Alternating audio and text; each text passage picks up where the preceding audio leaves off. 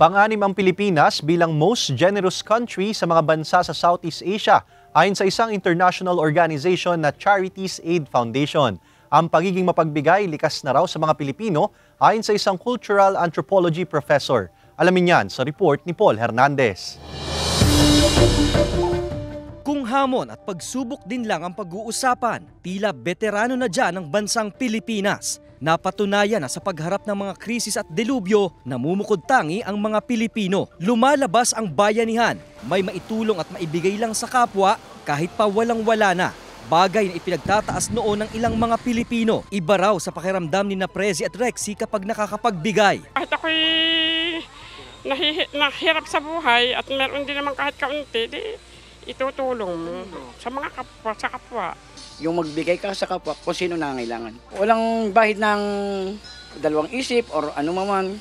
Basta kung sino ang nagugutom, pakainin at kung sino nang uhaw, painumin. Kaya hindi na rin katakataka kung mapabilang sa isa sa most generous countries ang Pilipinas. Pang-anim sa listahan sa mga bansa sa Southeast Asia at pang-98 sa global ranking.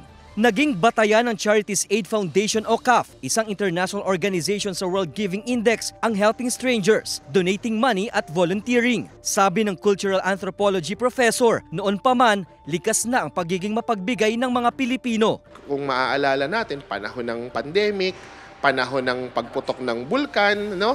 Ang unang-una laging tumutulong yung kapwa natin Pilipino. Kahit biktima rin, talagang bahagi na ng karakter natin yung sabi nga pagiging mapagbigay. Nanguna sa ranking ang bansang Indonesia na may malaki ring impluwensya sa Pilipinas. Maaaring dito raw namana ng mga Pilipino ang pagiging mapagbigay. Sinunod, tapos of course mas lalo nating pinayabong yung pagiging mapagbigay. Kumbaga naging standard na rin yan ng society, ng Filipino society of what is good, what is moral. Ayon pa kay Maghirang, natatanging ang katangian ng pagiging mapagbigay.